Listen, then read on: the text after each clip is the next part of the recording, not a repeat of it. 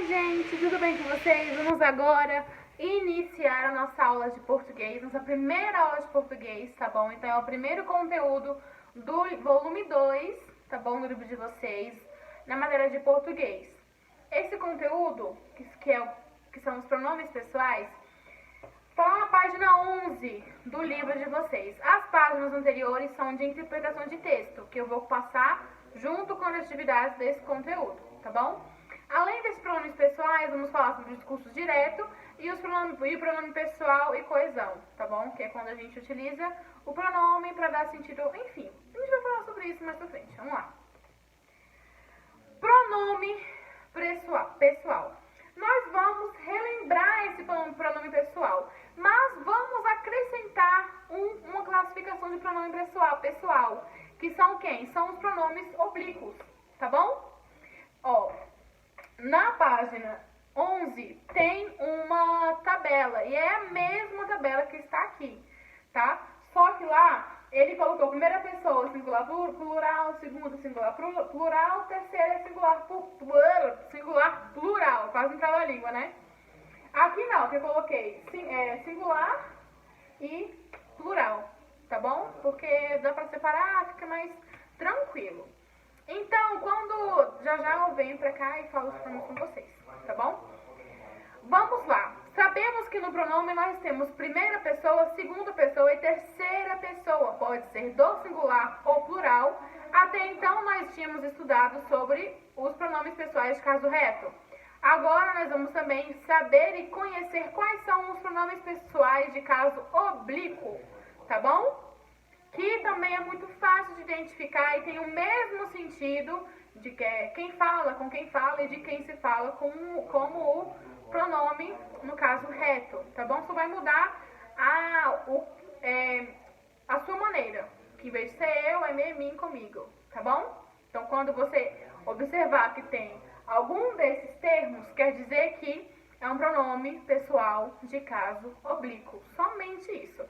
A única diferença é que você pode observar os dois pronomes na mesma frase, que é um dos exemplos da página 11, o primeiro exemplo, que fala, eu não tinha de que me queixar, eu, me. Os dois são primeira pessoa, só que um é de caso reto e o outro é de caso oblíquo, tá bom?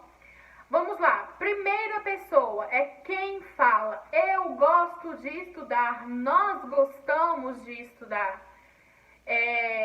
Eu não gosto que me obrigue a fazer algo, entendeu? Então, eu estou falando sobre mim, é quem está falando, primeira pessoa. Segunda pessoa é com quem eu estou falando, tá? Com quem se fala. Vamos utilizar o tu ou vós, no caso reto.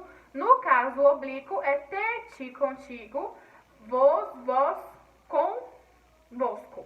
Tá bom? Então, eu quero ir ao parque contigo. Então, eu estou falando com aquela pessoa, estou dizendo que eu quero ir ao parque com aquela pessoa, tá bom? Então, é como se estivesse estabelecendo uma conversa. Já na terceira pessoa é de quem nós estamos falando, tá bom? É algo que como se estivesse mais distante, não estivesse participando dessa conversa. Por exemplo, ela está usando vestido branco. Eu estou falando de alguém, essa pessoa não está participando da minha conversa, tá bom? E nós vamos utilizar, na maioria das vezes, esses pronomes oblíquos, o lhe, por exemplo, com hífen, depois da palavra. A gente vai observar alguns exemplos dessa maneira, tá bom? Ela vai estar junto, mas vai estar no final da palavra após um hífen, tá? Então, gente, primeira pessoa é quem fala, segunda pessoa é com quem se fala e a terceira pessoa é de quem se fala. Agora eu vou abaixar um pouco a luz para a gente conseguir visualizar essa tabela, mas vocês podem acompanhar pelo livro de vocês, tá bom? Vou abaixar um pouquinho a luz aqui. Vamos lá. Aqui eu tenho os pronomes, tá bom? No caso reto, no caso oblíquo. Eu vou falar cada um deles para vocês, só para quando a gente fala, quando a gente repete esse pronome e a gente visualizar esse pronome numa frase, a gente consegue identificá-lo com mais rapidez. Agora, se eu só olhar e ficar por isso mesmo, é diferente. Então, por isso é muito importante que a gente leia esse pronome que a gente releia esse pronome quantas vezes for necessário, porque a gente consegue identificar um pronome na frase com mais facilidade, a gente lê, relê e conseguir memorizar. Não é decorar, é memorizar, porque a gente vai aprender de fato quais são e quem são esses pronomes, tá bom? No caso reto, eu vou falar primeiramente no singular, tá bom? Primeira pessoa dos dois casos, segunda pessoa dos dois casos e assim por diante. Quando eu falar todos, eu vou para o plural, tá? Primeira pessoa, quem fala? No caso reto, eu. No caso oblíquo, mim, comigo. Segunda pessoa, com quem se fala, tá bom? Então, deixa eu chegar até mais pra ficar mais fácil pra enxergar. Tcharam, mais pertinho. Dei um zoom, vamos lá. Segunda pessoa, com quem se fala? Então, nós temos o tu, no caso reto, ter, ti, contigo, no caso oblíquo. Terceira pessoa, de quem se fala, que é o mais fácil. Ele, ela, ou o, a, lhe, se, si, consigo, tá bom? No caso oblíquo. Todas essas três situações, as 6, na verdade, né, que eu citei pra vocês, foram no singular, quando eu falo de apenas um, tá bom? Agora vamos para o plural, 2 ou mais, quando eu estou me referindo a uma frase. Primeira pessoa, nós, nos, nós, conosco, nós, no reto, nos, nós, conosco, no oblíquo. Segunda pessoa, reto, vós, oblíquo, vós, vós, convosco. Terceira pessoa, no caso reto, eles, elas. Terceira pessoa no oblíquo, os, as, lhes, se, si, consigo. Tá bom? Então, eu especifiquei pra vocês aqui os pronomes, tá bom? De caso reto e também no caso oblíquo, tá? Então, quando a gente não tem problema nenhum enquanto você fizer as atividades, enquanto você estiver estudando, respondendo algum questionário ou algo do tipo, não tem problema algum você olhar sua tabela, você pesquisar na tabela para conseguir classificar algum pronome. Não tem problema. Como é que eu vou classificar um pronome? Se eu tenho uma frase, como aqui, por exemplo, eu não tinha de me queixar, eu tenho dois pronomes, eu e o me. O eu, como eu vou classificar o eu? Pronome pessoal de caso reto, primeira pessoa do singular. Entenderam? Da mesma forma o me. Mas o caso o pronome vai ser modificado, porque é no caso oblíquo. Aí qual é a classificação dele? Pronome pessoal de caso oblíquo, primeira pessoa do singular. Entenderam? Então, quando eu vou classificar, eu tenho que dar todas as suas características. Eu não posso falar que é a sua primeira pessoa, mas eu tenho que falar se é caso reto ou caso oblíquo. Tá bom? Eu não posso falar a primeira pessoa. Beleza, ok, mas qual pessoa? Do caso reto ou do caso oblíquo? Tá bom? Então, se atentem com relação a isso, porque isso acaba que faz vocês perderem alguma questão, vocês responderem de maneira errada, por não classificarem o pronome todinho. Tá bom? Vamos agora na página 12. Quando eu digo pronome pessoal e coesão, eu estou querendo dizer o quê? Para eu não ficar repetindo o nome de alguém, um substantivo, várias e várias vezes, eu vou utilizar o pronome para quê? Eu vou utilizar o pronome para me referir. Se eu vou falar bem assim, Maite está estudando. Maite gosta de matemática. Maite é muito divertida. Eu não posso. Fica feio, fica sem coesão.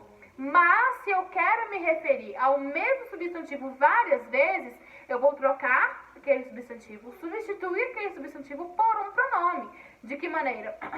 Maite gosta de estudar. Ela gosta de matemática. Ela é muito divertida. Observaram que fica muito mais tranquilo e a gente sabe que na minha frase eu estou me referindo a quem?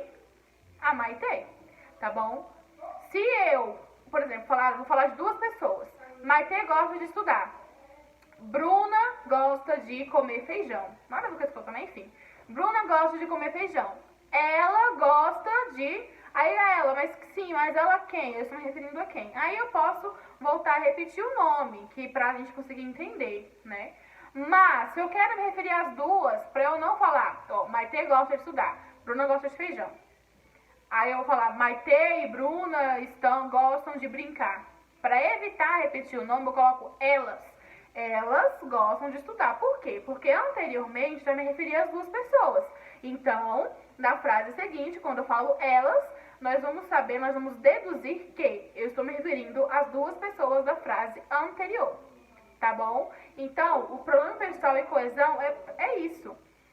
Para eu não ficar repetindo o nome de alguém várias vezes, um lugar várias vezes, eu vou substituir por um pronome que se encaixe corretamente naquela frase, para também não perder o sentido, tá bom? Entenderam? Até aqui tudo bem? Agora nós vamos falar sobre as atividades, que é super tranquilo, tá bom? Vamos falar sobre o discurso direto. O discurso direto, gente, ele é bem direto. De que maneira? Quando eu vou escrever um texto, algo do tipo, eu vou colocar todas as falas. Eu não vou precisar simplificar, não vou precisar esconder, não vou precisar só ter uma narrativa. Eu vou colocar todas as falas dos meus personagens, tá bom? Na página 15, tá bom? Diz assim, há diferentes modos de contar uma história. Pode-se narrar uma aventura com ou sem diálogos, tá bom? Em 20 mil léguas submarinas, que é o texto, né? Há vários trechos mostrando o diálogo entre personagens. Aqui tem umas questões. E na página seguinte, no finalzinho, ele vai nos dar o conceito, que é isso que eu acabei de falar para vocês. O discurso direto é aquele em que o narrador reproduz fielmente a fala do personagem, ou seja, ele vai descrever todas as falas do personagem, tudo o que acontece. Ele não vai simplificar, não vai resumir, não vai narrar o que está acontecendo, ele vai colocar a fala do personagem bem direitinho. Na maioria dos textos que nós lemos textos com discurso direto, que praticamente todos eles têm fala dos personagens, tem a todas as falas, tá bom? Não há uma maneira única de marcar o discurso direto. Podem-se usar aspas e vírgulas ou travessão para diferenciar e separar a fala dos personagens da do narrador. Quando eu utilizo as aspas, que eu até falei no conteúdo anterior, quando eu vou utilizar as aspas, eu quero fazer o quê? Eu quero colocar um trecho de uma fala, mas depois dessas aspas eu tenho que especificar o que está naquelas aspas. Por exemplo, se eu coloco ela gritou, eu gritei, socorro, entre aspas, gritei socorro, aí abre aspas, gritei socorro, fecha aspas. Depois eu boto uma vírgula e coloco, disse Stephanie, ou exclamou Stephanie, ou gritou Stephanie, tá bom? E da mesma forma, travessão. A gente já sabe que quando tem um travessão, nós vamos estar iniciando a fala de alguém, a fala de algum personagem, a fala de algo na história, tá? Então, gente, o discurso direto é aquele que é um discurso que vai reproduzir fielmente a fala dos personagens, tá bom? E a gente pode utilizar as aspas com a vírgula e os travessões para denominar essas falas. Beleza? Eu vou colocar nas atividades de vocês as páginas, tá? A gente pensa que só porque eu dei 3 conteúdos, entre aspas, porque esse pronome coesão tá dentro do pronome, né? Tem muita atividade, mas não tem, tá? Eu vou passar a introdução de texto, interpretação de texto, e vou passar as atividades de acordo com esse conteúdo que eu expliquei, tá bom? Então, por hoje é só. Um grande beijo pra vocês e até a próxima aula.